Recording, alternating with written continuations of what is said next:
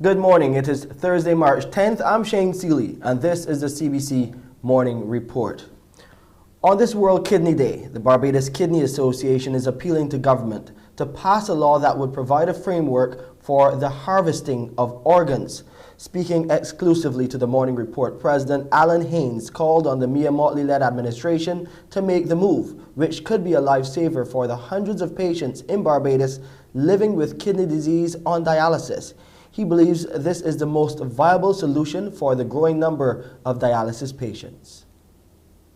We're trying to encourage our governments to pass that legislation to harvest organs.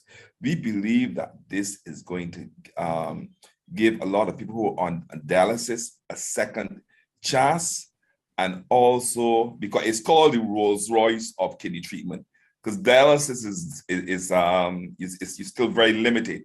But the transplants allow you to travel. You don't have to go to the hospital 3 times a week, so you can go back. It allows you to go back to work. So we want to encourage government. They have been talking about it for a number of years, and we want to encourage them to pass this legislation. And we are committed to working with them to educate the population, to share stories like, for example, of my sister who had a transplant, for 46 years. Normally, a transplanted kidney only lasts about 7 to 10. Hers lasted for 46 years until this year. So we want to share those stories. Mr. Haynes says there is evidence to suggest over 20,000 Barbadians are in the early stages of kidney disease unknowing to them, and he's advising that people have their kidney health checked. He also spoke about an urgent need to expand facilities and services for dialysis patients here. We have about 400 persons in Barbados on dialysis. At the hospital, there may be somewhere around 150, but there are 3 other clinics, SILS clinics, one in Warrens, one in and one at the Polyclinic in St. George, and then there's a very, very small private clinic out there in Christchurch in Dover. Right now, obviously, with the numbers increasing, and Dr. Bell runs an outpatient at the hospital, and those numbers are increasing, and there are lots of people who I think she would like to put on dialysis, but because of the limitation of space, because I think all the clinics are actually full. A person who might require dialysis might not be able to get on to dialysis, and because those they are run at full capacity, the machines constantly break. Now, like for example, tomorrow I was supposed to go at 4. They're gonna postpone me until 8 because one machine or so is down. So we have to look at expanding the facilities for dialysis. That's the president of the Barbados Kidney Association, Alan Haynes, and you'll get to hear more about the plight of those living on dialysis, those kidney patients right here a bit later on Mornin Barbados with Wendy Burke. We'll take a break here and come back with COVID-19 updates, and of course we'll take a look at what is happening in Ukraine with the Russian invasion.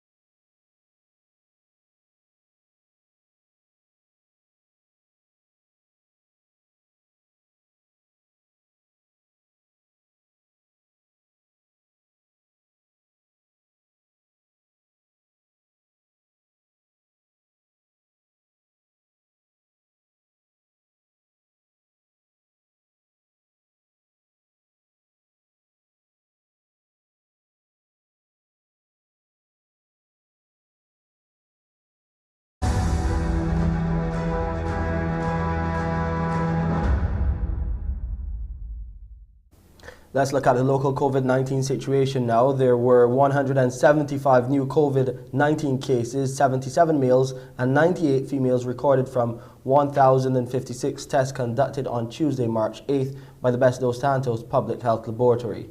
Of those positive cases, 44 are youngsters under the age of 18, while 131 of those tested and who tested positive are 18 years and older. The number of people in isolation facilities was 55, while 1,462 people were in home isolation. As at March 8th, a total of 323 lives had been lost to COVID-19. The Public Health Lab has carried out 594,294 tests since February 2020 and recorded 56,551 COVID-19 cases, including 26,238 males and 30,313 females. Under the National Vaccination Program for COVID-19, the total number of individuals with at least one dose is 160,525 people, or 70.3% of the eligible population. The total number of those fully vaccinated stands at 150,127, 55.4% of the total population, or 65.7% of the eligible population. The eligible population represents those who are 12 years and older. Over in the Bahamas, the Prime Minister Philip Davis has announced relaxed COVID-19 measures as part of the mid-year budget. The details here from ZNS. Good news for the country as COVID-19 numbers are the lowest it has been in months. Prime Minister the Honorable Philip Davis says that with the vastly reduced number of COVID-19 cases comes these changes. Cruise ships no longer need to present a passenger and crew manifest disclosing vaccination status. We have reduced testing requirements for day 5 post-travel. Residential care establishments are now able to set their own parameters for visitors. Salons, barbershops, and spas will now be allowed to operate at 50% of seating capacity. Restrictions regarding recitals, regattas, in-person conferences, seminars or workshops, and drive-through cookouts will be relaxed. And he adds that these events will no longer require approval by the advisory committee. Restrictions surrounding large events will also be eased. The Ministry of Health will provide more comprehensive details regarding the measures. Let's go further afield now. As sanctions continue to impact the Russian economy, some citizens are now fleeing the country in an effort to escape them. This is Journey's End for one of the few remaining routes out of Russia. 2 trains a day run from St. Petersburg to the Finnish capital Helsinki. It's a service that has seen a 5-fold spike in bookings since the start of the war in Ukraine. I'm not sure we are coming back in like 1 or 2 months because we are afraid of staying in Moscow right now. Anything could happen. We're afraid that the borders might close. We're afraid that the economy might not recover. Many of our friends left Russia. They went to Georgia. They went to Dubai. Airspace closures have created bottlenecks for Russians with the means to leave. Hundreds have queued at the border with Latvia. A seat on the Helsinki train can mean an onward flight to anywhere in the world, but tickets are hard to come by. These trains were running at 20% of capacity before the start of the war. Now they're fully booked, with around 500 Russians arriving in Finland every day. Some are returning to Russia too, but the numbers coming into Finland are set to rise. So now we are just, want to add 1 more train per day, starting from the next week. So we are just negotiating about that. We want to keep the train traffic open, that people can travel from Russia and of course also back to Russia if they have some reason to travel. On the platform, few of those we spoke to were actively emigrating. Some work in Finland, others are seeing family while they can, or getting back to homes abroad. That's the only link left, for people to go to relatives, and it's a terrible situation. It's like somebody is dead in your house. I'm 50% Ukrainian, 50% Russian, so for us it's a huge tragedy. While that tragedy continues, it's Ukrainians who need a safe haven here and elsewhere in Europe, as the number of refugees approaches 2 million. In other international news, the army in Niger has identified an Islamic State-affiliated armed group as the biggest threat in the region. We hear more in this Al Jazeera report. Captain Abdulrazak Bashar is briefing his soldiers on their mission. They will escort civilians to Banibango, a town near Niger's border with Mali. A delicate mission. Armed groups have attacked the town many times in the last few years. At the command center, Lieutenant Colonel Samino Mani and his team analyze the latest intelligence from the region. Samino shows me the 330-kilometer long border area where the Islamic State in the Greater Sahara is active. The ISIL-linked armed group is seen as the biggest security threat in the region.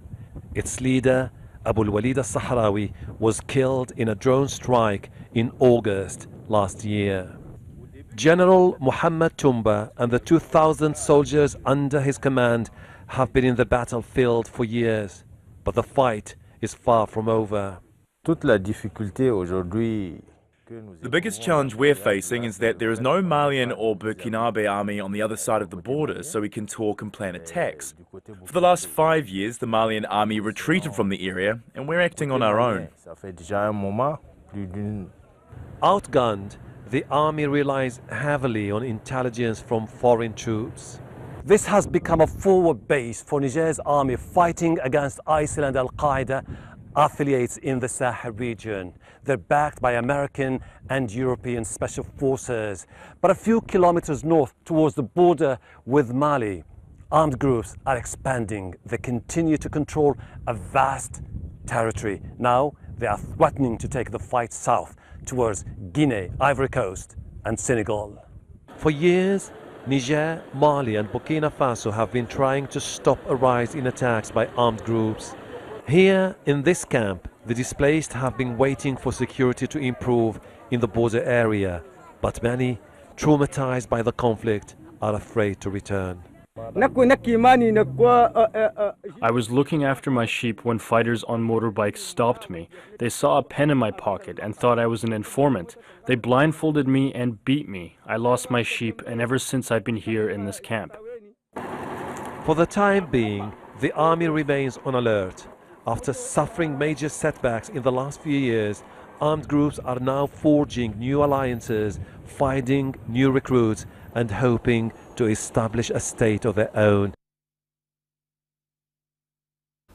Meanwhile, we are getting additional updates on this situation with Ukraine and, of course, the sanctions with Russia.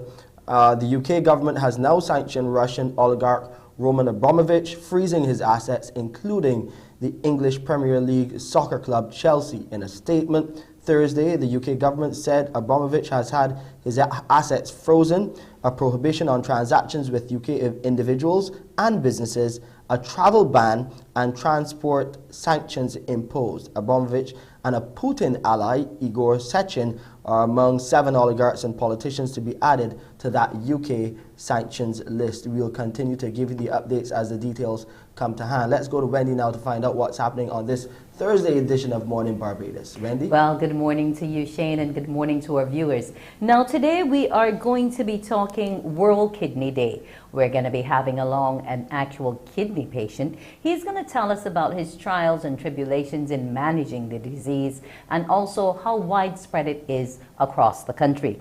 We're also going to be finishing up with Duke Week. We are going to have Jamar Odwin back. He's going to be telling us all about how he's going to be representing Barbados on the international stage. We're also going to be having exceptional youth along, so there's a lot to sit back and wait for on Morning Barbados, Shane. Thank you so much, Wendy. 211-411 and other emergency numbers may soon be a thing of the past. We'll tell you more about this development, and we'll have some other stories coming your way up next on the Morning Report.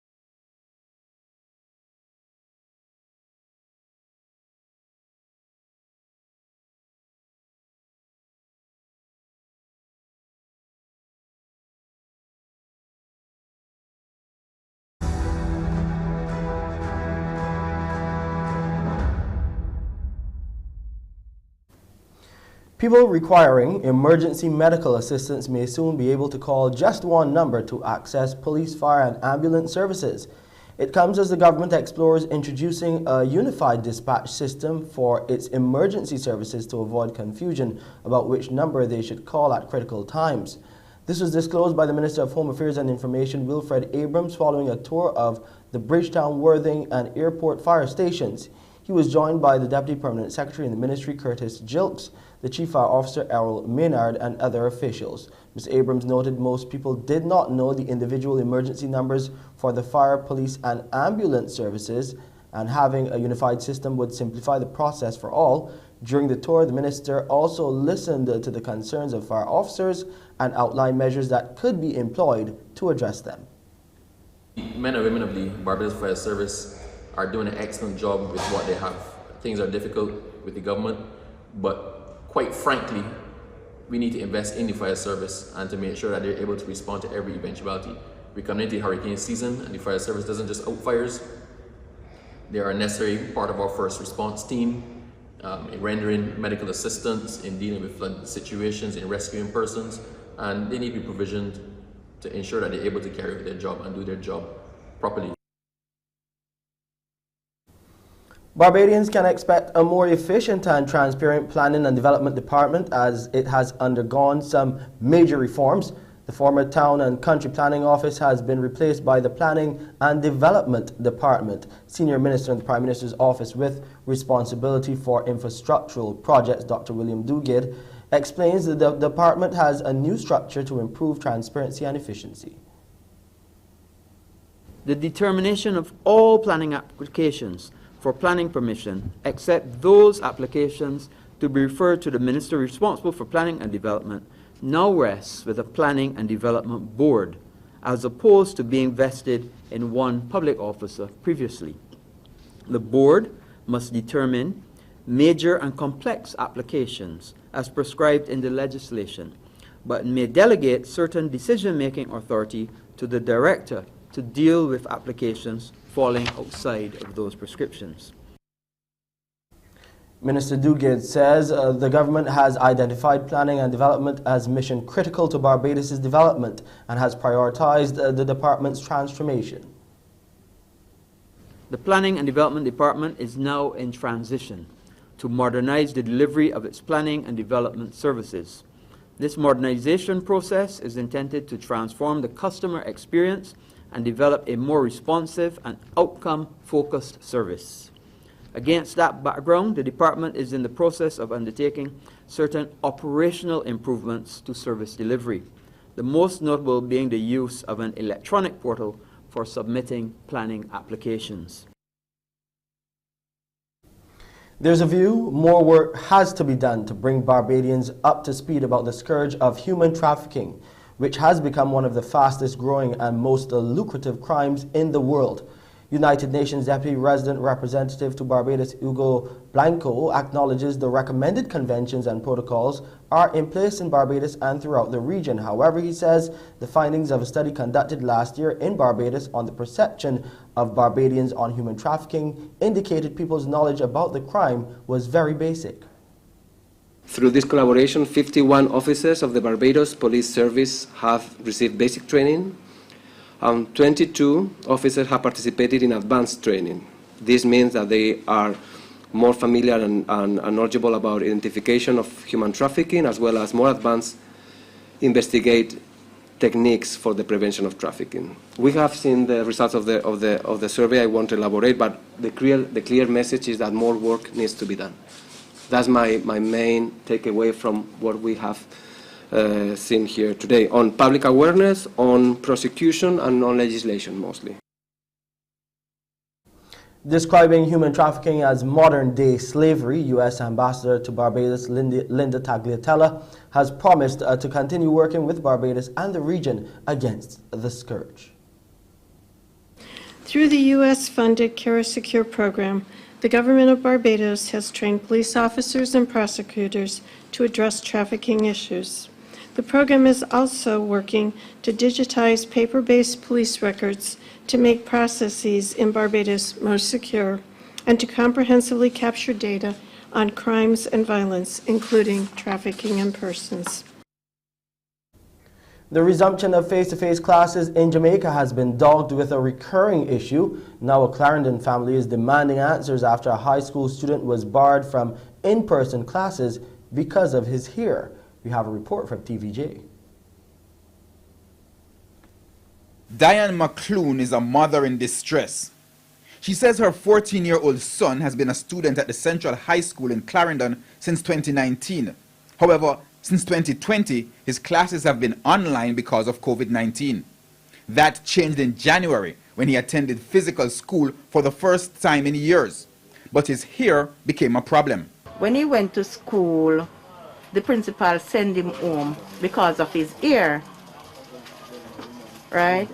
I tried to find out what is the problem. They said he have to either trim or get a religion letter. Getting a religion letter, it's not easy. I got a letter from a JP, and the JP letter not acceptable. She is upset, arguing the family is Rastafarian. I am an Indian, but his father is a Rastafarian. All of my sons them are Rasta, but they don't lock their hair. I rope twist his ear and I tam it, because they're not ready for Ras yet. So I rope twist the ear and I tam it, right? So we are tam from grade, from basic, primary to secondary.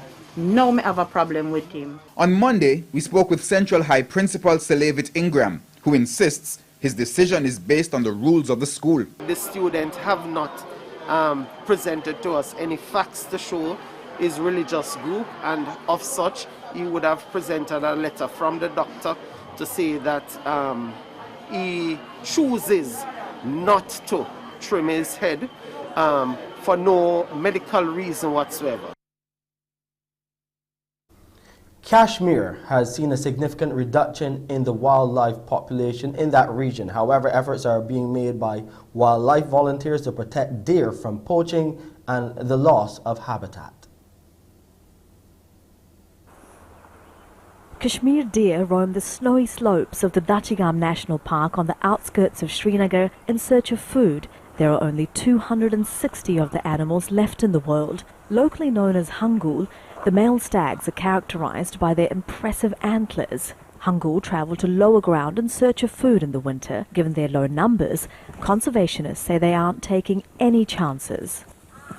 Wildlife workers scatter vegetables for the animals, although there are some uninvited guests at the feast. These are the spots basically which are being visited by the animal on the regular basis. So then actually these spots are being already identified in advance, and every time there's a heavy snowfall, the field staff just go and ensure that at the right places this supplementary feed is being scattered on the ground. England bowlers have removed 4 top order batters before Jason Holder and Nkrumah Bonner steadied the ship for the West Indies on day 2 of the first Apex test at the Viv Richards Stadium in Antigua. Replying to England's first innings score of 311, the Windies were 202 for 4 at stumps, only trailing by 109 runs. Holder is not out on 43 and Bonner unbeaten on 34 in a 75-run partnership. The Windies lost John Campbell for 35, Captain Craig Brathwaite for 55, Shamar Brooks 18 and Jermaine Blackwood for 11.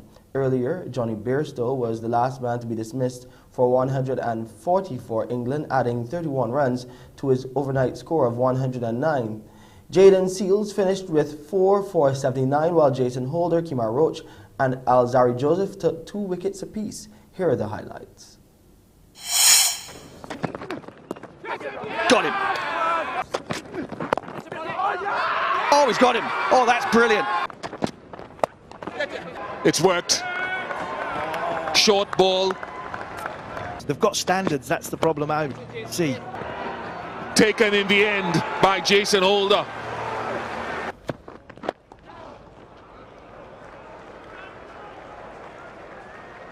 Interesting mix of lengths, really.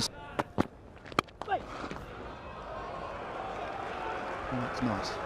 Sweetly timed by Braithwaite. A recent injury, and that single allows Captain Craig Braithwaite to get to his 24th Test match half century. It's gone. Brilliant catch. Brilliant from Stokes. Whipped away. And will get to the boundary. Oh, that has been timed sweetly. Should be another boundary.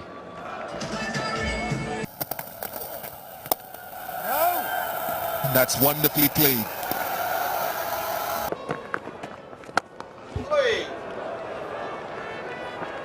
.50 partnership comes up with that bold and aggressive 6.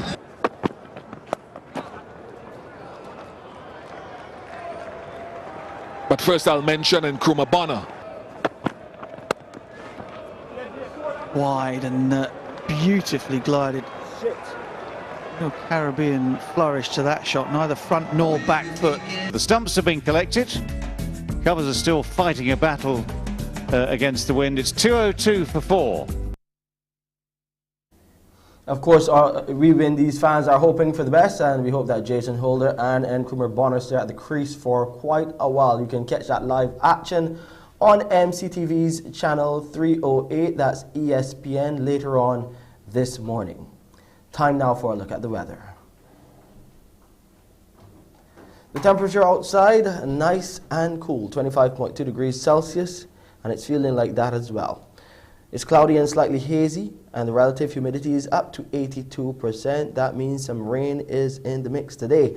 The barometric pressure is 1012.5 millibars, and those winds are coming out of the east. They have dropped off a bit, blowing at 26 kilometers per hour.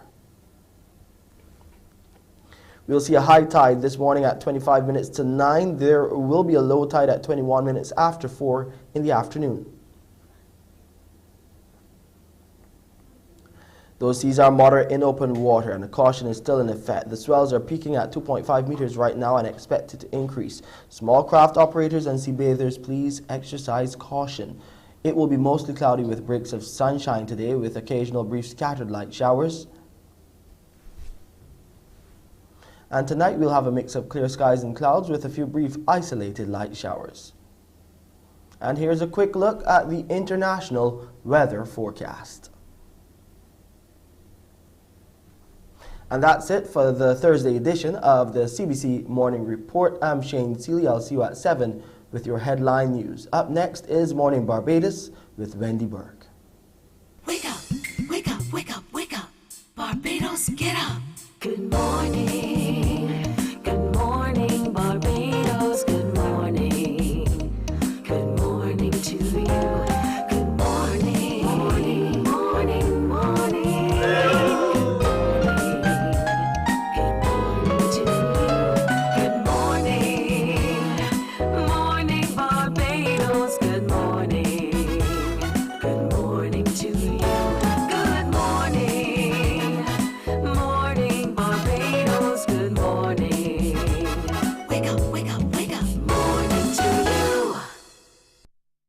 Hello and good morning to you on this Thursday's edition of Morning Barbados. Now this morning we're going to be talking with Mr. Anthony Sobers, and he's a kidney disease patient who has been waging the battle against this particular disease. Good morning to you, Mr. Sobers. Yes, good morning. Now it's World Kidney Day, and Barbados celebrates it each year, but what is World Kidney Day really all about? It's really intended to sensitize the population across the world to the effects of kidney disease, the need for health practices which mitigate this disease. What was going on within you that led to you finding out you have kidney disease? This was unfortunate. I was hospitalized with an infection. And it was through the testing which took place then that I found out that I had kidney disease. Um, Unfortunately, many of us don't have checks on our kidney health as part of our regular yearly or um, kidney regular kidney checks. And so because of this, we sometimes find out way too late that we do have this disease. How has it impacted on your life? Did you have to stop working? Did it mean less working days, more visits to the hospital? What was its general overall impact compared to what your life used to be and how it is now managing the disease? I think the impact is different for individuals. There's some individuals who continue working even on with kidney disease and on dialysis. In my case, that was not possible. I was really ill for considerable periods of time, and so continuing to work would have been not possible for me. But that is not the case for every individual. Some individuals adjust and adapt and are able to continue working, but there is a real change in your capacity to do things. Okay. Now, what should I look for that might want to go and get that kidney check, make that appointment? What are some of the warning signs? I'd say everybody in their annual checks should include kidney testing or testing of the kidney function as a part of the test.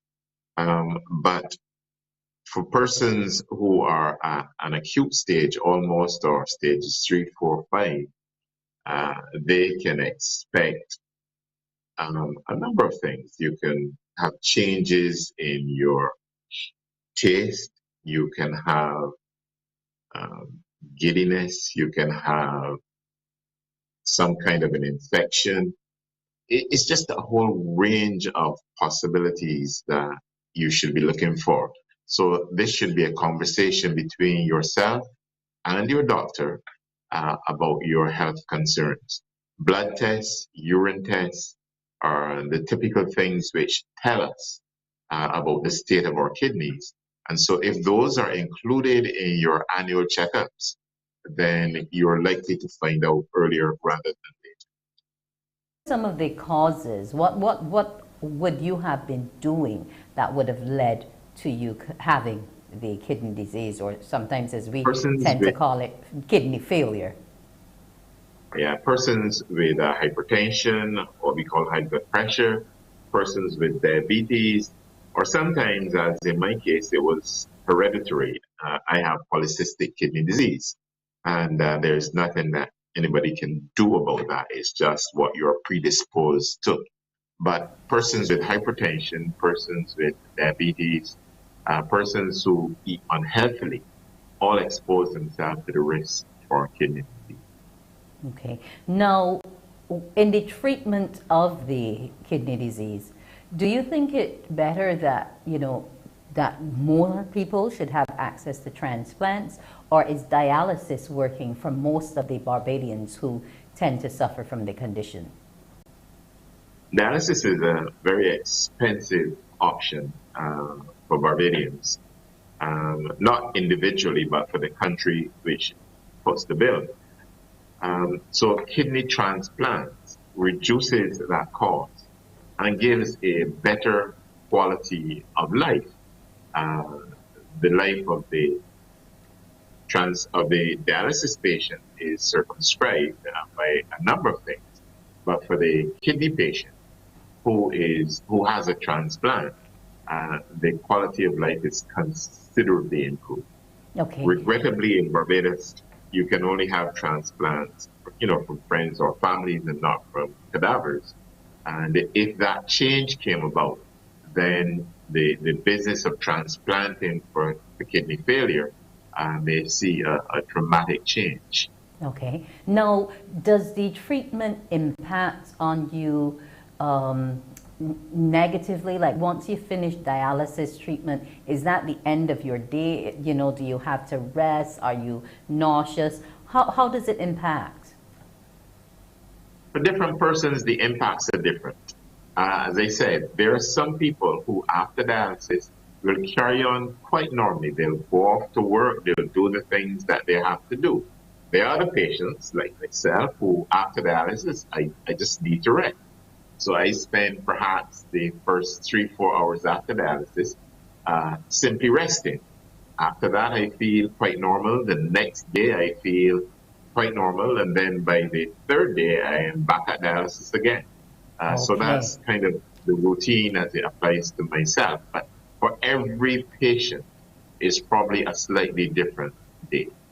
Right. Now, we're going to find out shortly in this next video coming up exactly how dialysis impacts some Barbadians and how many Barbadians it impacts. So I want to thank you before we watch the video for joining us and telling us a bit about that journey with the disease and how you manage it. Yes. So we'll now... Things will go well. Thank you so much, Mr. Sobers. Here's hoping that everybody has a good World Kidney Day and we can find a way to battle the disease. We'll now take you with this video telling us what kidney disease is all about.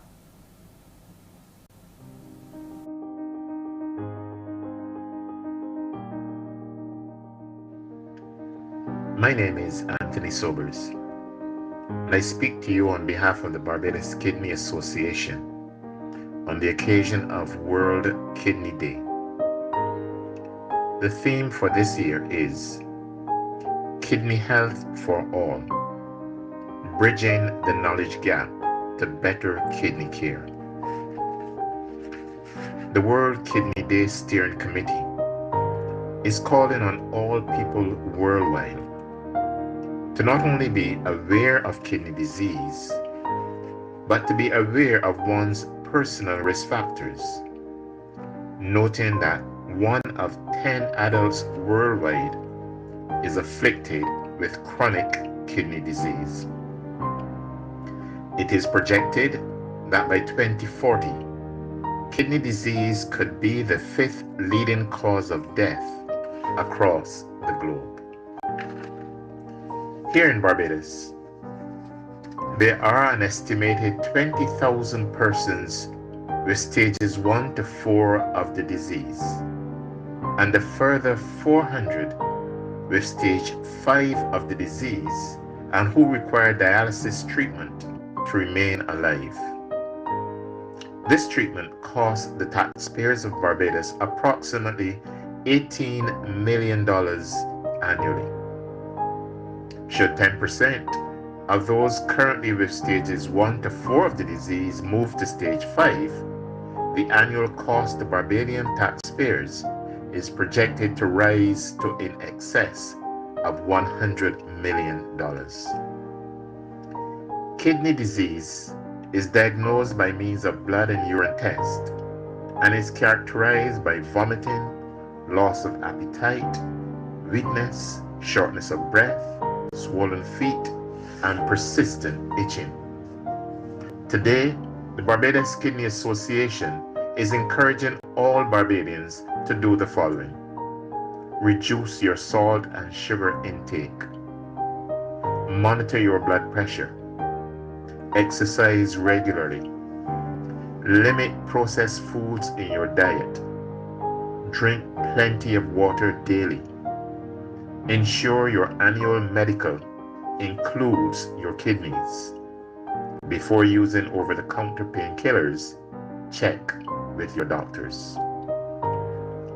Apart from dialysis, kidney transplants can result in significant improvement in the life of patients with stage 5 kidney disease, and are also a genuine financial savings to the taxpayers of this island.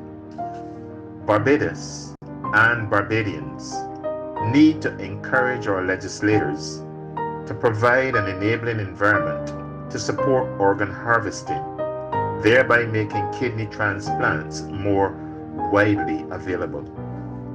The Barbados Kidney Association thanks you for your attention and your subsequent action. The Barbados Kidney Association may be contacted at 254-0929 or 267-1691, or you may visit the association's website, Facebook, and Instagram pages. The grace of God be with you.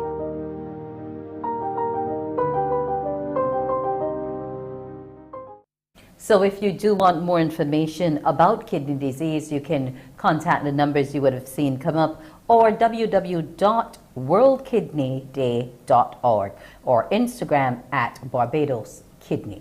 So you can get more information. And as you saw in the video, the face of kidney disease is not anyone over a particular age. It can impact on us all. So as they said, make your kidney check a part of your overall health check, and drink your water. Keep drinking your water. Morning Barbados, after the break, we'll be looking at the Duke of Edinburgh Award Scheme. They're coming toward the end of their International Awards Week. We'll hear some stories from alumni, and Jamar Odwin will return with us to tell us about the next step he's going to be making. We'll be back in a moment. Morning, morning, morning. Good morning. Good morning to you.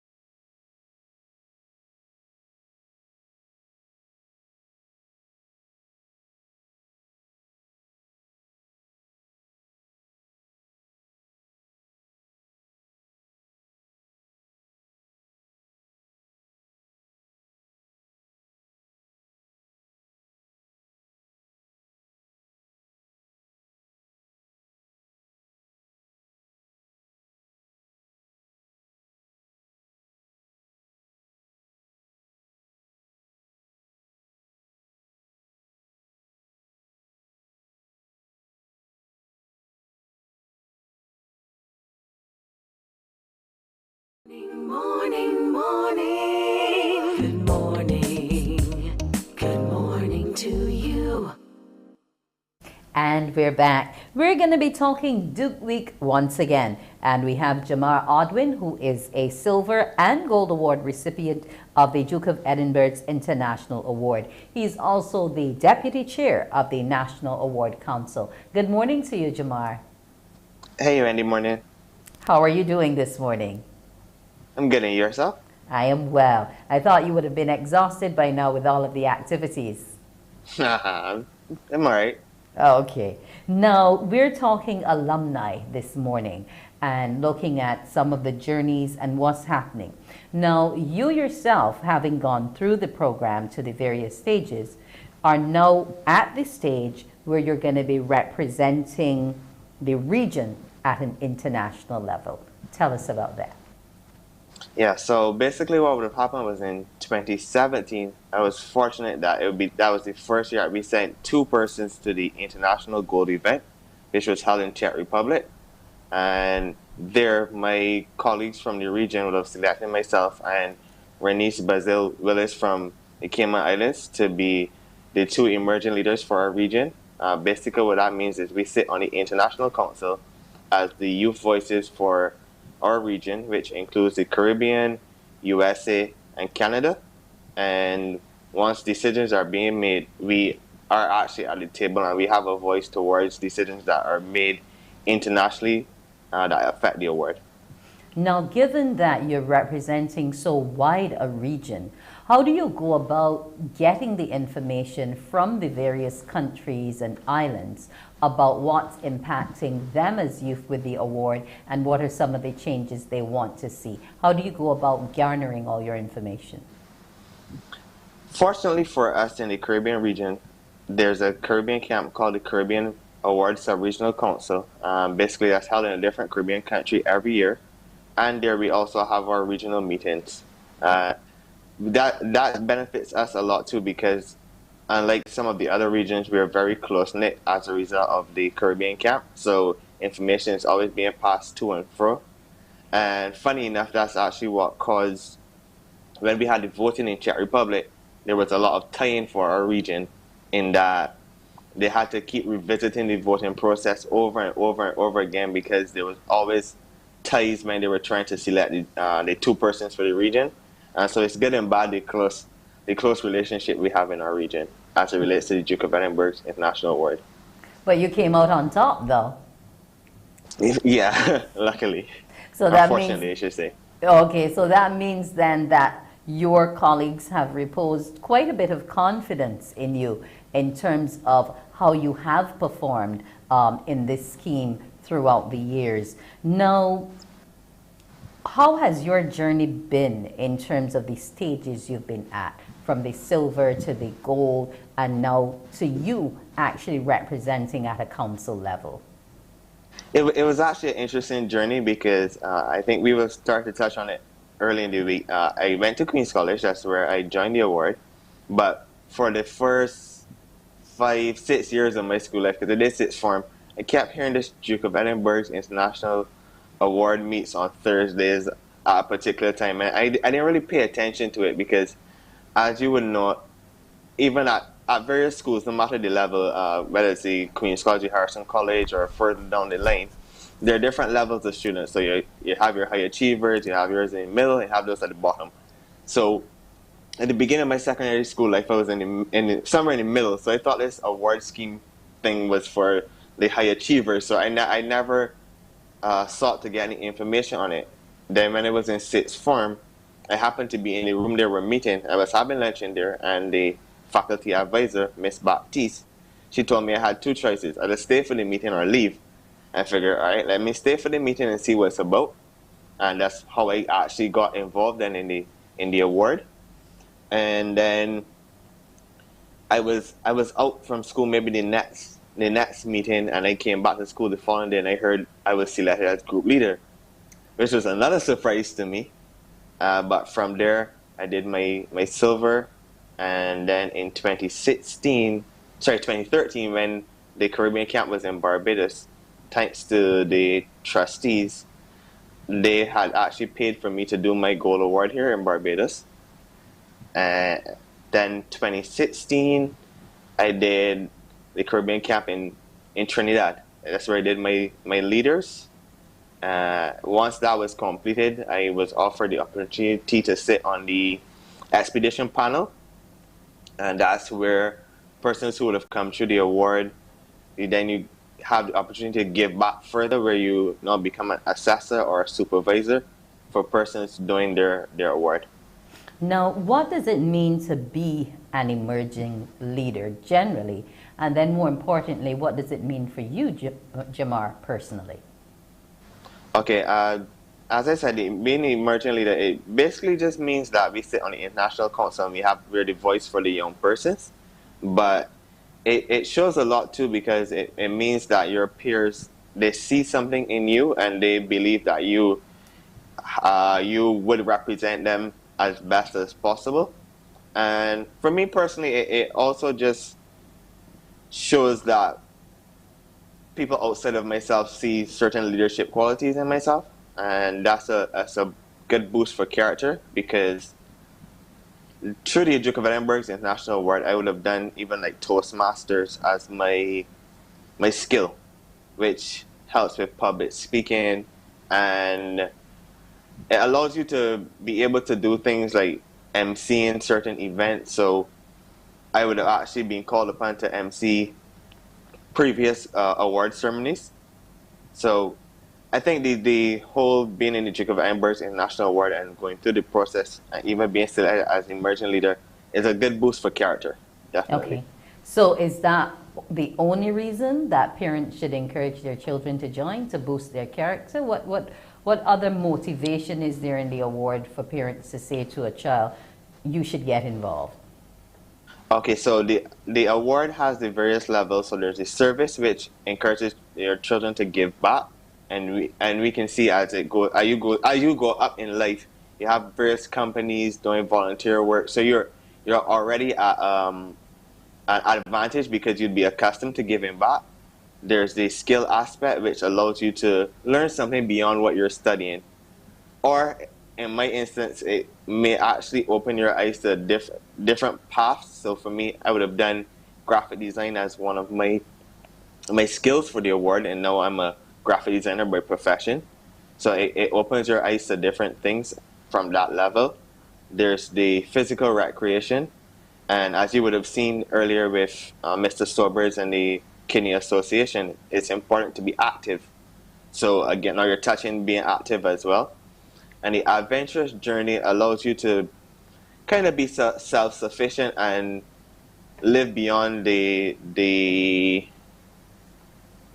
norms of society in terms of you get up on mornings, you want breakfast, you light the stove, you want lunch, you light the stove, you put something in the oven. Whereas with the adventurous journey, when you're on the road, you're more likely to be more self-sufficient. So you're only cooking what you have with you on the adventurous journey. You're increasing your team building skills because at the end of the day, how the award works as it relates to adventurous journey, you have to get your group through the adventurous journey. So let's say, for example, if the minimum is 4 persons in a group and someone has come to almost like their breaking point where they believe they can't continue and they want to stop there, you need to encourage that person to continue on and finish the adventurous journey, because you also depend on them finishing their adventurous journey. So I think being in the award helps create a very well-rounded individual. Okay. Now, there's also the Global Alumni Network.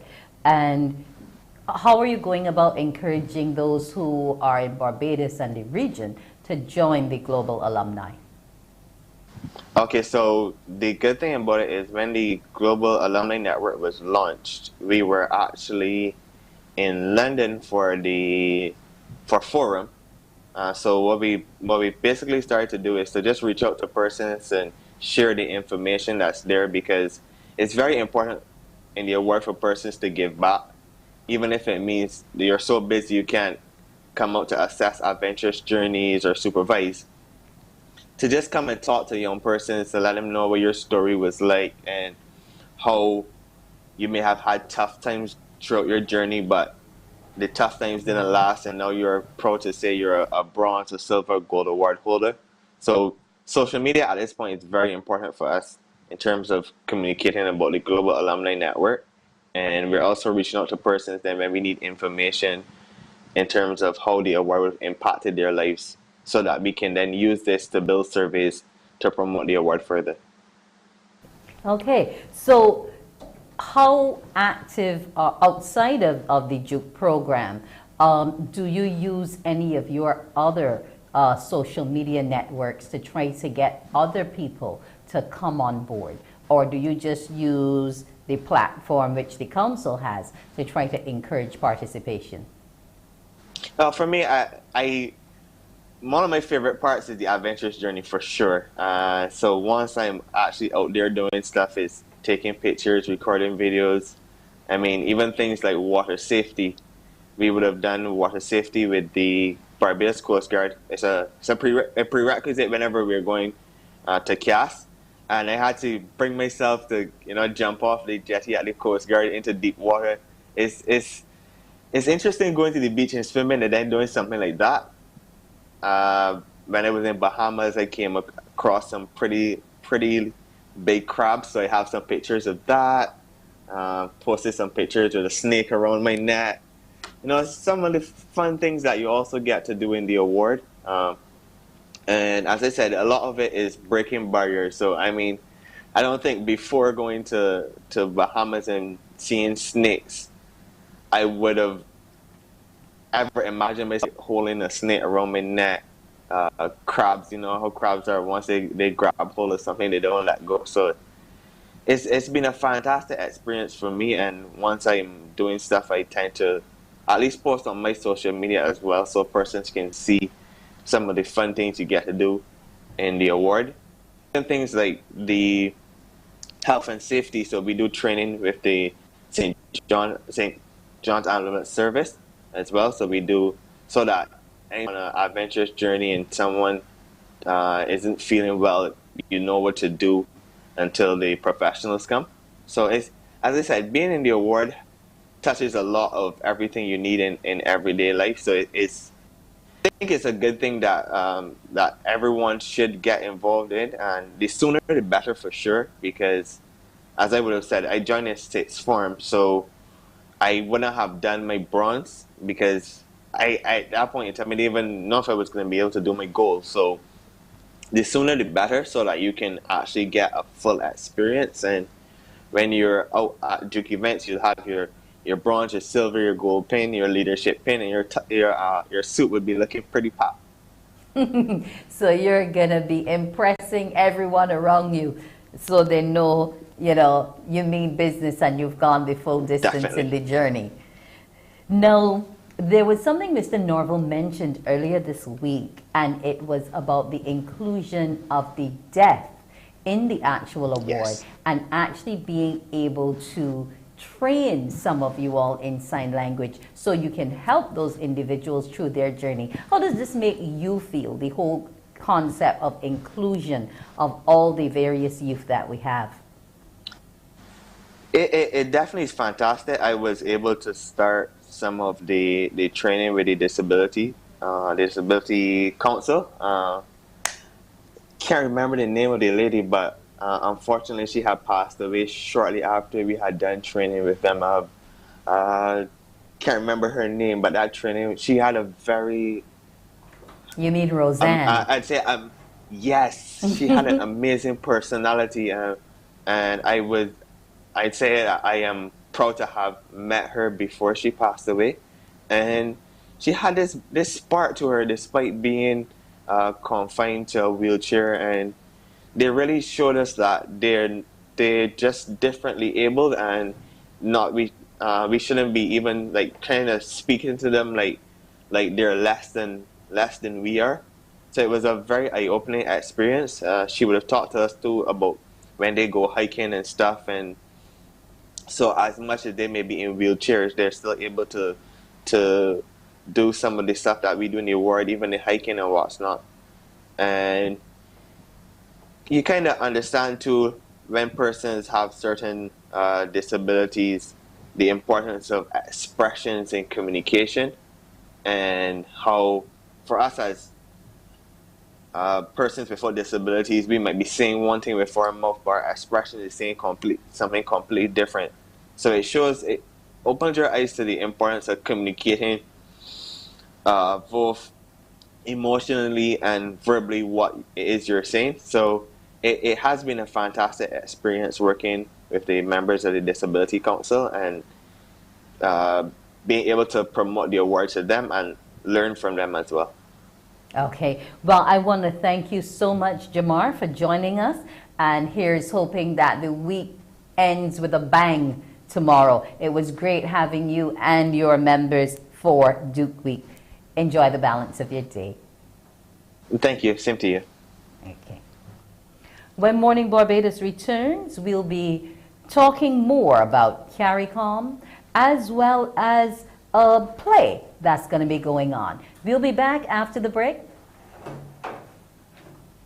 Morning, morning, morning. Good morning. Good morning to you.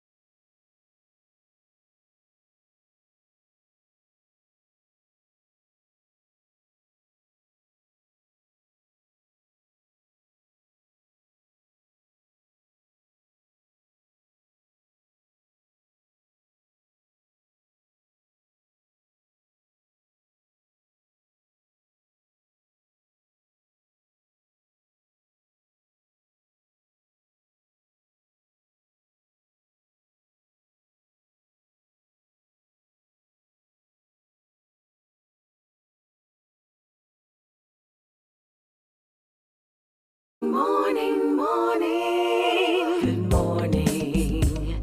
Good morning to you. Here's your headline news for this Thursday, March 10th. As Barbados joins the rest of the world in marking World Kidney Day, there's a call here in Barbados for government to pass legislation that could help save the lives of some patients living here with kidney disease on dialysis. President of the Barbados Kidney Association, Alan Haynes, is appealing for the introduction of a law providing a framework for the harvesting of organs. Here's what he had to say. We believe that this is going to give a lot of people who are on dialysis a second chance, and also because it's called the Rolls Royce of kidney treatment, because dialysis is still very limited, but the transplants allow you to travel. You don't have to go to the hospital 3 times a week, so you can go back. It allows you to go back to work. So we want to encourage government. They have been talking about it for a number of years, and we want to encourage them to pass this legislation. And we are committed to working with them to educate the population, to share stories like, for example, of my sister who was on dialysis, who had a transplant, for 46 years. Normally, a transplanted kidney only lasts about 7 to 10. Hers lasted. According to statistics provided by the Kidney Association, some 20,000 Barbadians are in the early stages of kidney disease unknown to them. As a result, Mr. Haynes is advising that Barbadians have their kidney health checked. He also revealed the urgent need to expand facilities and services for dialysis patients. Obviously, with the numbers increasing, and Dr. Bell runs an outpatient at the hospital, and those numbers are increasing, and there are lots of people who I think she would like to put on dialysis, but because of the limitation of space, because I think all the clinics are actually full, a person who might require dialysis might not be able to get on to dialysis. And because those they run at full capacity, the machines constantly break. Now, like for example, tomorrow I was supposed to go at 4. They're going to postpone me until 8 because one machine or so is down. In other news, there were 175 new COVID-19 cases, 77 males and 98 females recorded from the 1,056 tests conducted on Tuesday, March 8th by the Best dos Santos Public Health Lab. Looking at the latest dashboard of those positive cases, 44 youngsters under the age of 18 and 131 people are 18 years and older. The number of people in isolation facilities was 55 at that date, while 1,462 people were in home isolation. As at March 8th, a total of 323 lives had been lost to COVID-19. People requiring emergency medical assistance may soon be able to call just one number to access police, fire, and ambulance services. This comes as the government explores the introduction of a unified dispatch system for its emergency services to avoid confusion about which number someone should call at a critical time. Well, looking at what is happening with this development, the Minister of Home Affairs and Information, Wilfred Abrams, made that comment following a tour of the Bridgetown, Worthing, and Airport fire stations. He was joined by the Deputy Permanent Secretary in the Ministry, Curtis Jilks, the Chief Fire Officer, Errol Maynard, and other senior officials. Mr. Abrams noted people did not know the individual emergency numbers for the fire, police, and ambulance services, and having a unified system would simplify the process for all. During the tour, the Minister also listened to the concerns of fire officers and outlined measures that could be employed to address them. The men and women of the Barbados Fire Service are doing an excellent job with what they have. Things are difficult with the government, but quite frankly, we need to invest in the fire service and to make sure that they're able to respond to every eventuality. We come into hurricane season and the fire service doesn't just out fires. They are a necessary part of our first response team, in rendering medical assistance, in dealing with flood situations, in rescuing persons, and they need to be provisioned to ensure that they're able to carry out their job and do their job properly. And finally, an appeal for more work to be done to bring Barbadians up to speed about the scourge of human trafficking, which has become one of the fastest growing and most lucrative crimes in the world. United Nations Deputy Resident Representative to Barbados, Hugo Blanco, acknowledges the recommended conventions and protocols are in place in Barbados and throughout the Caribbean. However, he says the findings of a study conducted last year right here in Barbados on the perception of Barbadians on human trafficking indicated people's knowledge about the crime was very basic. Through this collaboration, 51 officers of the Barbados Police Service have received basic training, and 22 officers have participated in advanced training. This means that they are more familiar and knowledgeable about identification of human trafficking, as well as more advanced investigate techniques for the prevention of trafficking. We have seen the results of the survey. I won't elaborate, but the clear message is that more work needs to be done. That's my main takeaway from what we have seen here today on public awareness, on prosecution, and on legislation mostly. And later on this morning, the Windies will continue their battle against England in the first Apex test. The Windies ended day one on 202 for 4 in reply to England's 311. Craig Brathwaite with a half century, 55. John Campbell, 35. And Nkrumah Bonners at the crease, not out on 34. Along with him, the former captain Jason Holder closing in on a half century on 43. Chris Wokes, Craig Overton, Mark Wood, and Ben Stokes all have 1 wicket apiece. So scores in the match so far: England 311, the Windies 202 for 4. We're hoping that they can bat through the first 3 sessions and put on a big lead. And that's it for your headline news. I'm Shane Seeley. Wendy Burt will continue with more on Morning Barbados right after this break. Morning, morning, morning. Good morning. Good morning to you.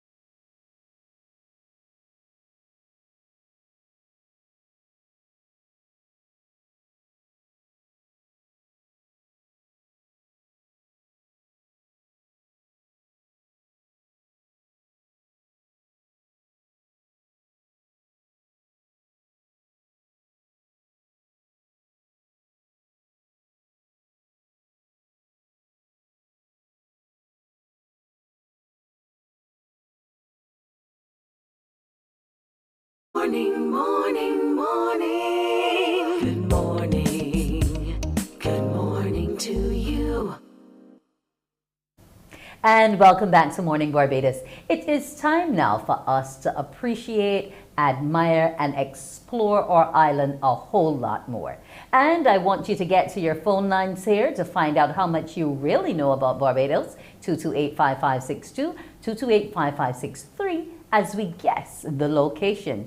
Now it is a mural, and you can see in it represented a number of our leaders and a number of our institutions, education. A whole lot is going on in this depiction here.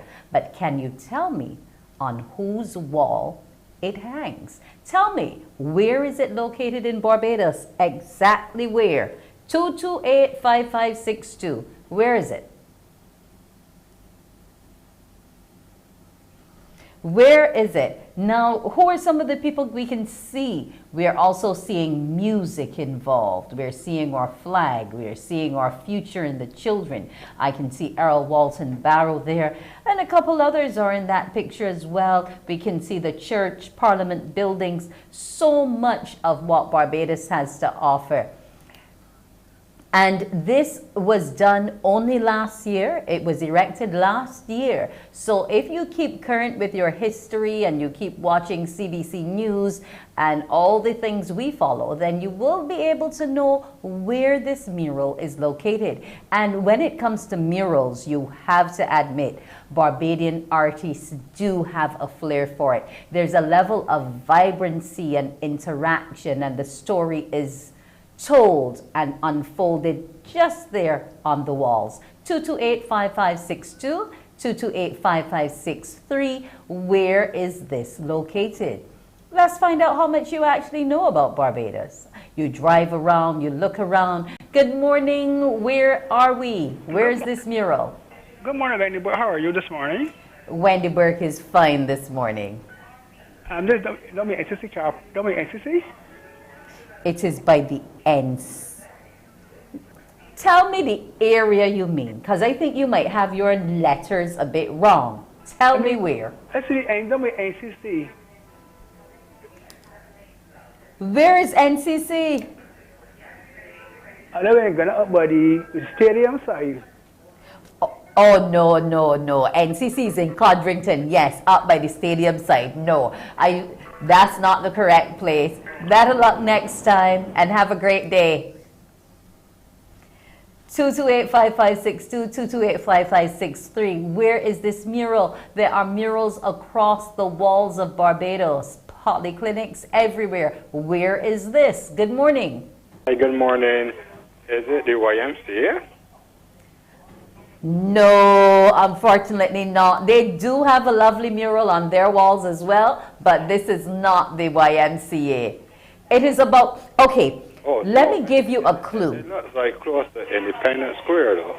No, it is not near the square either. All right, for our next caller, this depiction is at the seat of culture. I can't give you any more than that. The wall on which it is done is at the seat of our culture.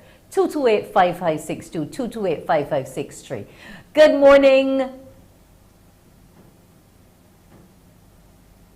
Hello and good morning. Okay, they've gone. Remember, just you drive around Barbados, you admire all that it has, and this is the work of one of our visual artists. We need to appreciate and admire what they do. Good morning. Do you know the answer? Hello and good morning. Okay. I know you don't need to get cold feet. This is somewhere in Barbados. I've just given you a big clue. It's at the seat of culture. Hello and good morning. Perhaps listen to the phone and not your television. That might help. Good morning. Okay. Okay. No one guessed it this morning, and that's unfortunate. So just drive around a bit more and admire. This is actually in West Terrace, St. James. NCF people. That's where we are. So drive around a bit more and see these murals. Morning Barbados will return after the break, and we'll be talking more arts, but this time theatrical arts. Morning, morning, morning. Good morning. Good morning to you.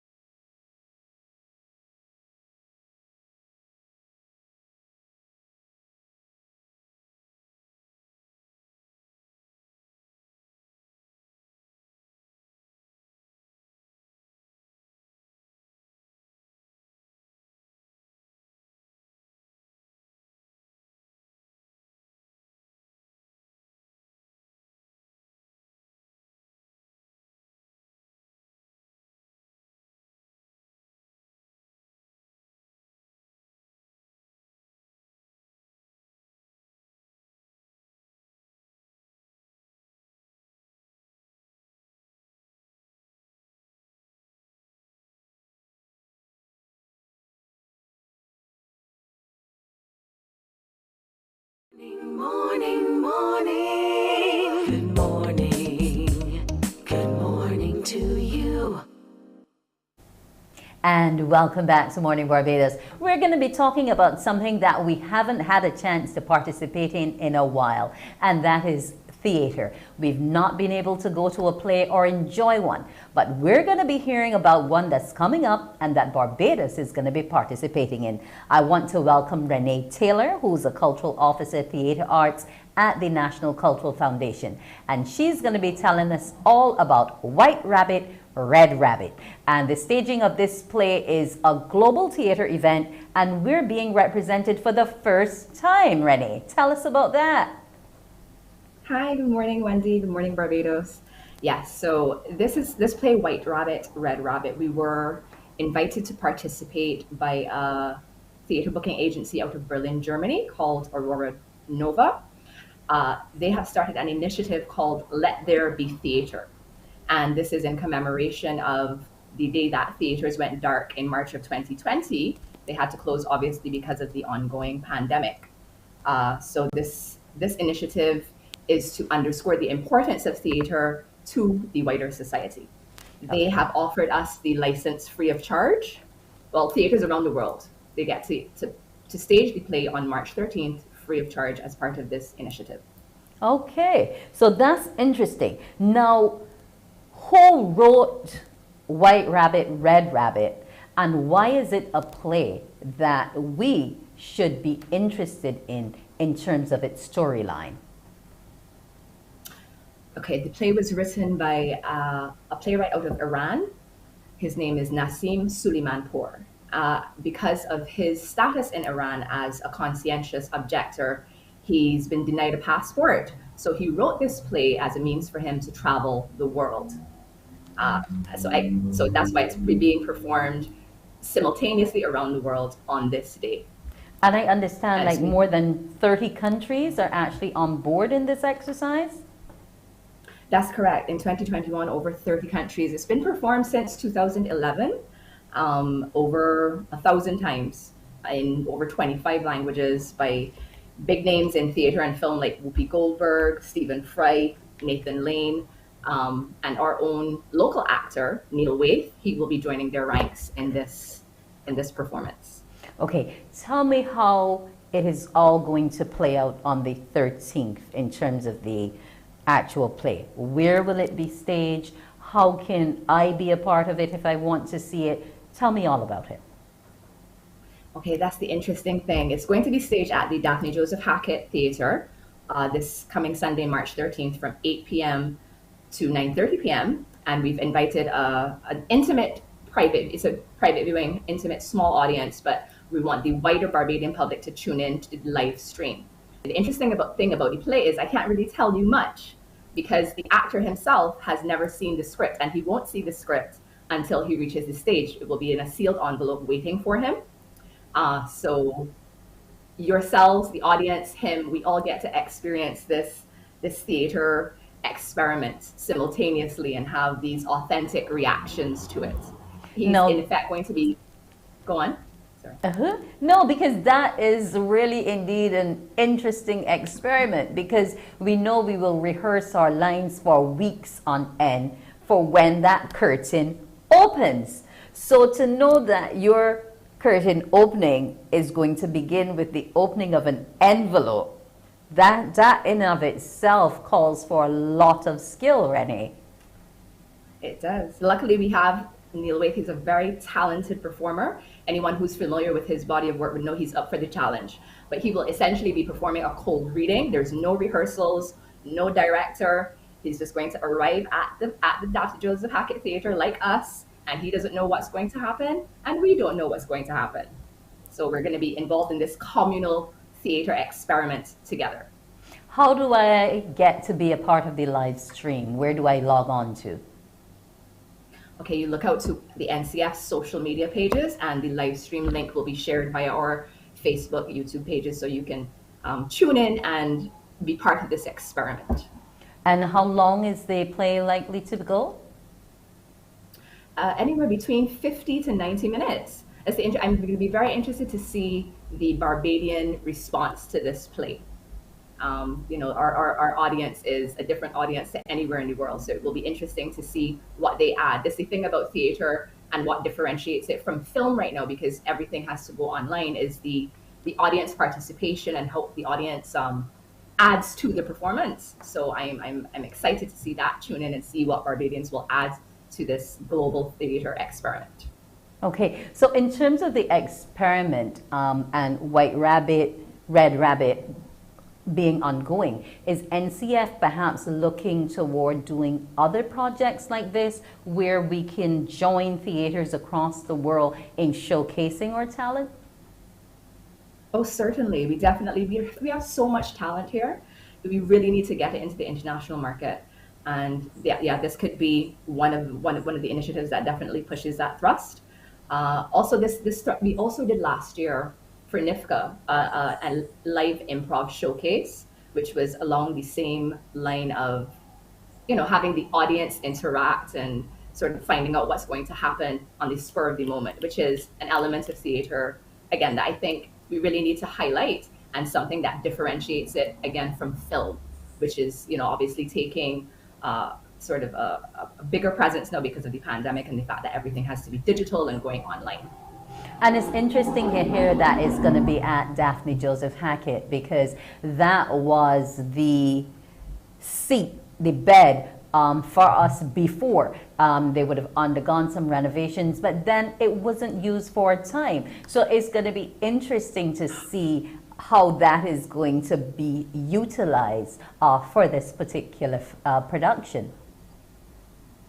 Yes, we're very happy to once again be raising the curtains at the Daphne Joseph Hackett Theatre, the home of theatre in Barbados, and I'm very pleased to be bringing this theatre to the international stage as well, as part of this global experiment.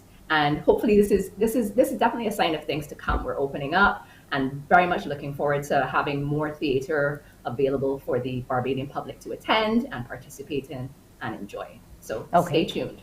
Tell us a little bit more about the actor before we look to wrap up in terms of the body of work, and what are some of the things that the audience can see coming forth as he performs?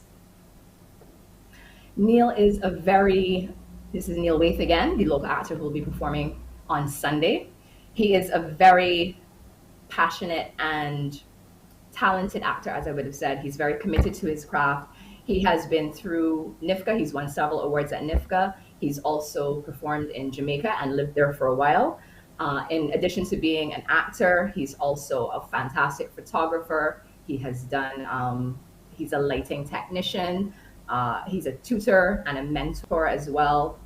We're definitely going to be looking forward to, it should be a very, very interesting performance. So we can just call him a man of the arts.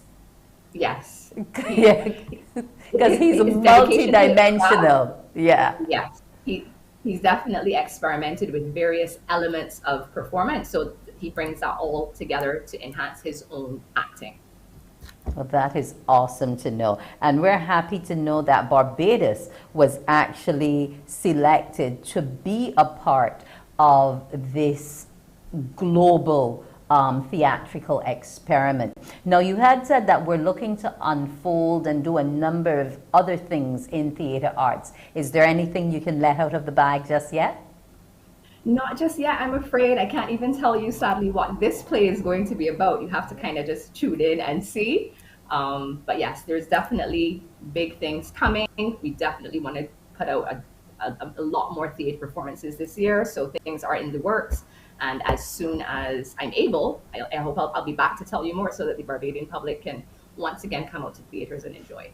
Okay, so Renee Taylor, Cultural Officer, Theater Arts at the NCF. We will be sure to log on to your social media platforms so we can be a part of that performance come Sunday. I want to thank you very much for joining me this morning, and I'm wishing you all the best as you stage White Rabbit, Red Rabbit.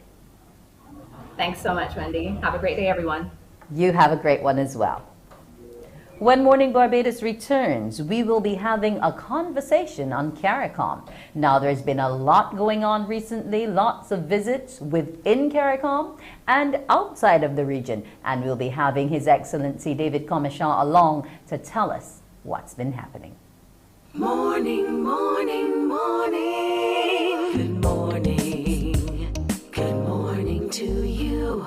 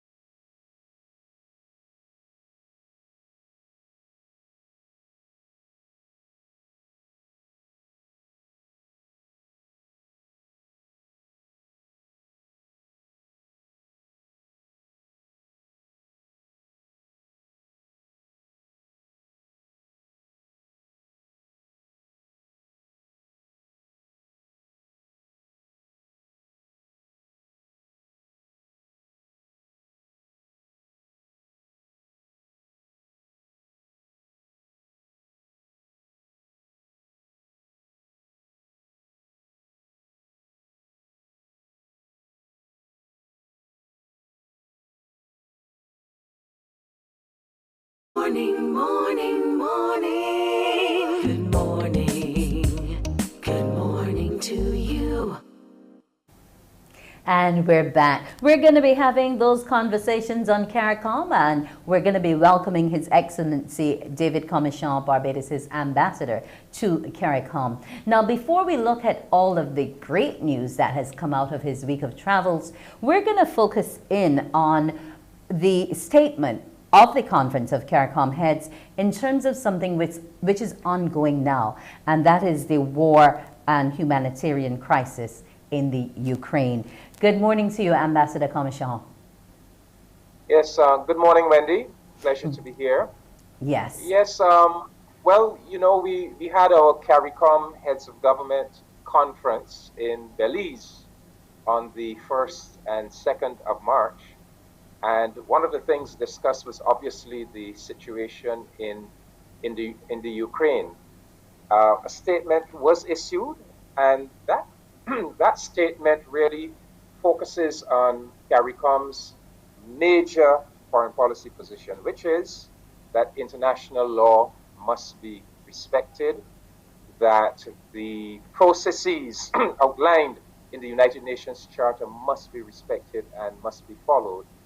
And so the statement basically says that that Russia has flouted those principles and those processes, and that whatever legitimate grounds Russia might have, they need to pursue that grounds through diplomacy and not through warfare.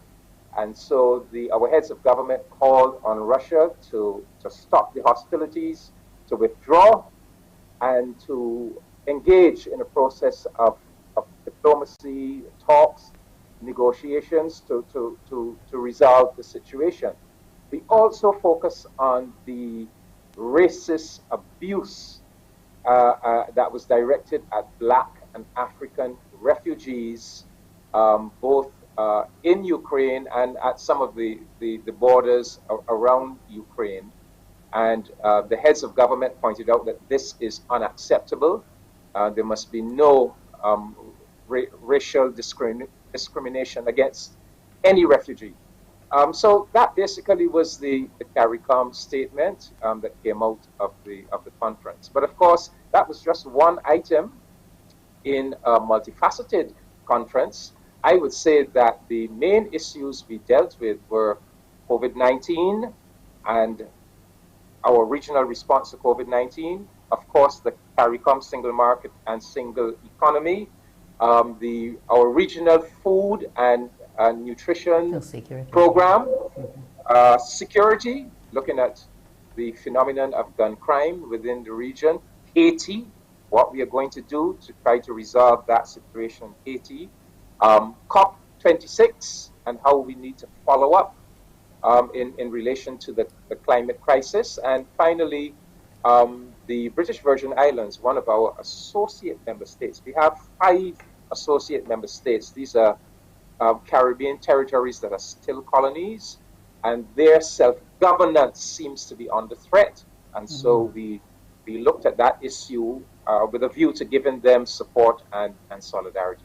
I would say that those along with the statement on Ukraine, were perhaps 8 of the major items that we dealt with. Of course, there were others. Okay. Now, in terms of the COVID-19 and the regional response, we have been seeing country after country after country more or less opening up and doing away with some of the protocols, especially in terms of the travel requirements for visitors to the islands. Was this something that was agreed across the board, or was it a sovereign type position where the individual member countries did what they had to do for the protection of their economies and their people? No. In fact, I'm glad you raised that. We need to be aware that CARICOM, Caribbean Community, is the mechanism that we set up collectively to be our highest regional policy making organ within the region. We recognize that we are all on a journey together. All of our territories coming out of centuries of enslavement, colonialism. We are on a journey to build nations and to build a Caribbean civilization. And sometimes, things that we might think, for example, the COVID-19 protocols that we think are just Barbados national protocols, that's not the case. These things have been worked out at a regional level, led by our institution, our Caribbean Public Health Agency. So yes, what was stressed at the meeting by all of the heads is that COVID is not over, that we must continue to observe the protocols that have been worked out by these regional institutions and that are being applied nationally. CARFA is still keeping a firm eye on travel and the protocols that still have to be applied to keep travel safe. The heads were also very concerned with the ongoing misinformation or disinformation about vaccines, and they said that they're going to make another effort to counteract the misinformation because the vaccines are still very important. And in fact, they're going to look at the possibility of how we can manufacture our own vaccines in the region. So the message coming out from our heads is that COVID-19 is definitely not over, and this is no time really for us to let down our guard. Yes, we have to open back up economic activity, but we still have to do so while maintaining some basic protocols and trying to keep ourselves safe. In terms of talking about the manufacture of our own vaccines, did Cuba and its vaccine perhaps factor into those discussions? Well, the Cuban situation was mentioned, but we have been hoping for months now that the Cuban vaccine would get the green light from the World Health Organization. For whatever reason, that has not happened. So that has been a disappointment. There are some CARICOM countries, like St. Vincent and the Grenadines, for example, have gone ahead and accepted use the Cuban vaccine. But others, like Barbados, we have a protocol where we depend on the World Health Organization to first give the green light.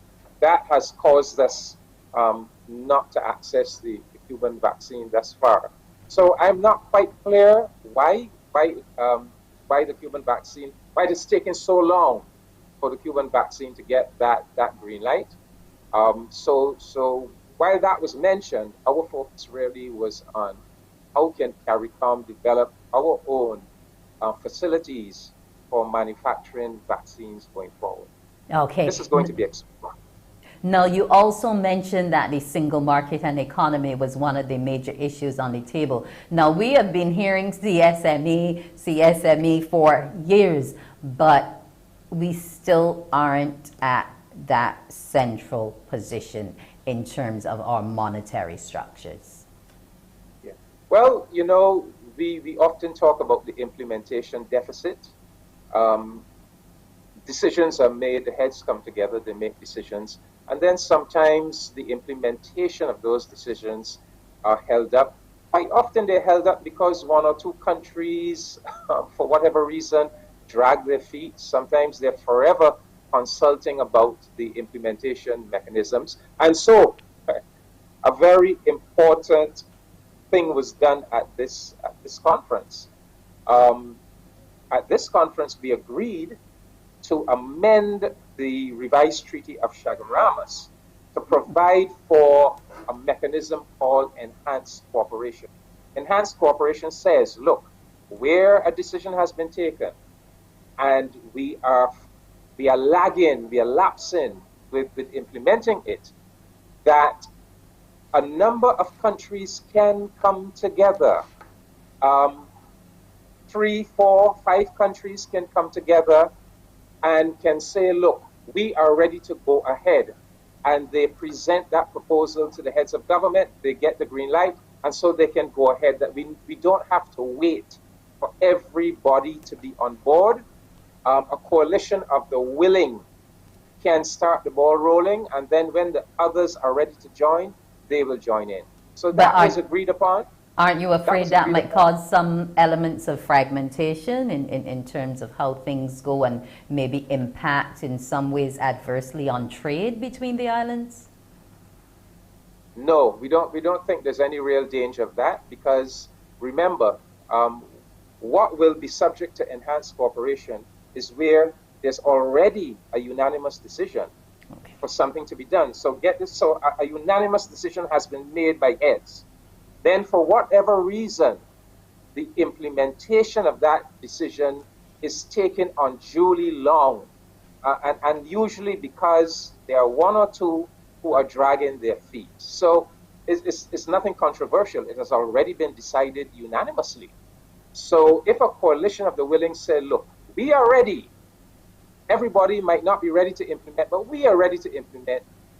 Give us the green light to go ahead. And again, they will be given the green light by the heads to go ahead. And then when you are ready, you can join in. So we don't think there's any real danger of fragmenting, but it is going to fast track the implementation. Also, a very important decision at this conference was that we have finally appointed a head of government who will have responsibility within CARICOM for industrial development. It's strange that, I mean, we have heads that we have this kind of cabinet system within CARICOM. So we have people for transportation, we have people for CSME, Barbados has control of CSME, agriculture, Guyana has control of agriculture. We never had one for industry, developing industry in our region. We have now appointed Suriname to lead that Prime Ministerial Subcommittee on Industrial Development, and the CARICOM Secretariat has been instructed to identify 10 non-food items that we are importing into our region, that we have the capacity to produce, to manufacture for ourselves. So you're going to see, coming out of COVID, there has been a greater appreciation that we have to be more self-reliant, we have to produce more for ourselves, we have to be more resilient. The president of Guyana, he is leading the Agriculture and Food Security Task Force, and he gave a very encouraging report. He's done a lot of work. He's actually set up a unit within the Guyana Ministry of Agriculture to work on this regional program. And so we're going to have an investor finance raising conference in Guyana in May to raise capital funds to go towards agricultural development, because the plan is that we must reduce the region's food import bill by 25% by the year 2025. The other thing on the CSME front is the reduction of the roaming charges within the region. Yes, we heard that and we were very excited about that part of it. And I'm happy to hear that we're looking at our food bills, because once the import price is no longer there, it means that we, the average consumer, can be able to have those goods at a lower price. So we're thankful for that. Sounds like you had a full plate in those couple days that you were traveling for the CARICOM heads of government in meeting in Brazil. So we're happy to hear all the agenda items Belize. Sorry, we're happy to hear the item, what has happened in Belize, and that we are looking at specific industries now going forward. So I want to thank you for joining me here this morning. We didn't get to touch on your visit to Ghana, but I'm sure we'll get to do that in another session of our CARICOM conversations. Ambassador Commissaire, I want to thank you again for joining us, and I want you to have a blessed morning and a happy weekend as it comes up. Thank you, Wendy. Same to you. Thank you very much. Thank you so kindly. When Morning Barbados returns, we will be looking at our exceptional youth, and we're going to be talking to yet again another footballer from the Barbados Soccer Academy. Not going to let you know who it is yet. You'll find out shortly, though. Morning, morning, morning. Good morning. Good morning to you.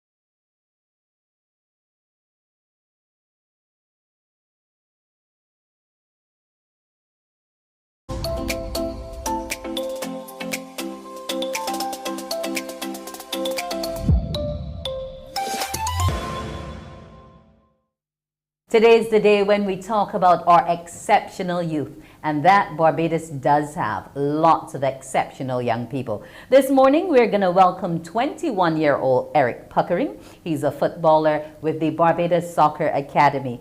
Good morning, Eric. Good morning, Wendy, and good morning, Barbados. Yes. Now, you are a footballer. You're also into other sports, that much I know. So tell me about your journey to the Barbados Soccer Academy and also when you started football. Okay, so I started football in primary school around the age of 7 or so. I've been playing ever since then. I played in the boycott tournament in primary school. And then I continued from secondary school where I played in a number of competitions as well for my school. And then I went on to represent my hometown, Britain's, and that has now led me to come to the Barbados Soccer Academy, which is a pleasure to represent. Okay, now what do you think your future in football looks like? Or what do you want it to look like? Well, I hope my future in football, it takes me to overseas where I have the chance to showcase my skills and talent, but also I hope I can use it to improve my education and just build a proper career for myself. Okay, now in terms of being on the field, what's your position there and why is that your option? Right, so my favorite position is central midfield. It's my favorite position because I find myself being a person who really likes to play that penetrating pass, to break down a defense, to play in my attackers, and really creating opportunities for my teammates to score. Okay, now you are still studying, so how are you managing both school and soccer? Right, so managing both school and soccer it can be challenging at times, but it's just about finding the right balance of knowing when to do my homework on days where I have practice before, knowing when to do my assignments on time, and just knowing how to set up my week, and it's just about time management. Okay, and what's your area of study? I'm currently studying sports science. Okay, and this would be at UE? Yes. Okay. Now, when you decided you wanted to go further in football, why was it the Barbados Soccer Academy that you chose? Okay, so I chose the Barbados Soccer Academy because it provides the best opportunities for football, up-and-coming aspiring football players to go abroad and really showcase their talents overseas and show what Barbados has to offer, what players have to offer.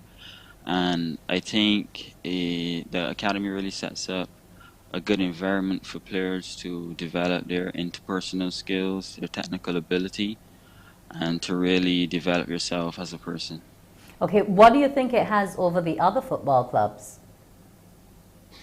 I think it has the better opportunities in terms of creating the most school opportunities in terms of offering scholarships. A number of scholarships have been gained over the years for the academy. Mr. Bevell did a very good job in securing numbers for many players. Okay, and you provide. Yeah. He also provides. Go ahead. Lessons for players in CSCs and also in SATs. Okay, so this is through the coaches, or some of you players actually give back to others? Like, say, if you have gotten your first degree with first class, etc., do you all give back as players as well? Yes, we have a number of players who've given back to the academy. We look at Carl Hinkson. He gained a scholarship in 2014 to Southern Illinois at Edinburgh. He's now a coach at the academy, and also Ian Clark. He gained a scholarship as well through the academy, and he has given back to the academy by sponsoring the club with equipment. Okay, so that's good to know that the alumni do still help out the others who are now coming up. Now, every footballer has somebody that they admire or pattern themselves after. Who's yours? Well, I have a number of favorite players, but my favorite player to watch would have to be Mohamed Salah. I think he's a very good player technically, and he has produced brilliant moments on the football pitch, and it's a pleasure to really look up to him because I believe he's a very good role model. Now, you have a favorite player who plays a totally different position that you do on the field. So why him? I think he is my favorite player because he plays for my favorite club, and what he's done for the club is a lot, and he really is a great addition to the team, and he's very important to the way we play, and he's a very, very good player. Now, in terms of speaking about the importance of players and camaraderie and how things go, how do you find it at the academy? Are you all overly competitive, all seeking that scholarship, or do you find you help each other out in terms of the game of play? So I believe we all push each other to constantly improve, and I think the competition is just about right. And it's not really you envy your players or your teammates. It's really about just pushing each other and wanting what's best for each other. And I think the academy does a good job of that. Okay, so definitely you're sticking with the academy. Now, you mentioned that you'd gotten started from very, very young, but you haven't mentioned the fact that you came up in a sporting family and your dad is actually a coach too. Well, yes, I have to give thanks to him for, passing on his brilliant sport mind to me. So that is, of course, he's proud of me to be able to represent the academy and to see what a great young man I'm becoming. Okay, now if I had another young footballer who wanted to get some information from you about how to join the academy, where can they find you on social media? Okay, so you can find me on Facebook, or you can also find Mr. Jack Bovell on Instagram. You can get his contact information, and he is actually the president of Barbados Soccer Academy, so it would be great to get in touch with him. Okay, and he's been around football for years. I've been hearing his name from the time I was a young girl, so we know he really means a lot for football. How do you find it though, playing indoors versus outdoors? I find myself in the indoor soccer. I tend to shoot on goal more often and more so try to score more goals and really just, try to score some great goals. Yes, so we're watching you here on the field at the Barbados Community College, where you would have gone as well, and now you're on to UWI. So I want to wish you, Eric, the best of success in the program that you're doing at the UWI Cave Hill campus. And I also want to wish you every success in your football journey and hope that you can get that breakthrough to take you abroad to do more in your chosen field of sport. Eric, have a wonderful morning and tell Mommy I said hello. I will. Thanks a lot, Wendy. Not a problem. Thank you, Derek. That was Eric Puckering, one of the footballers with the Barbados Soccer Academy, doing great things. Well, we're at the end. Have a great morning. Morning Barbados wants you to enjoy your day. I'm Wendy Burke. Wake up, wake up, wake up, wake up. Barbados, get up. Good morning.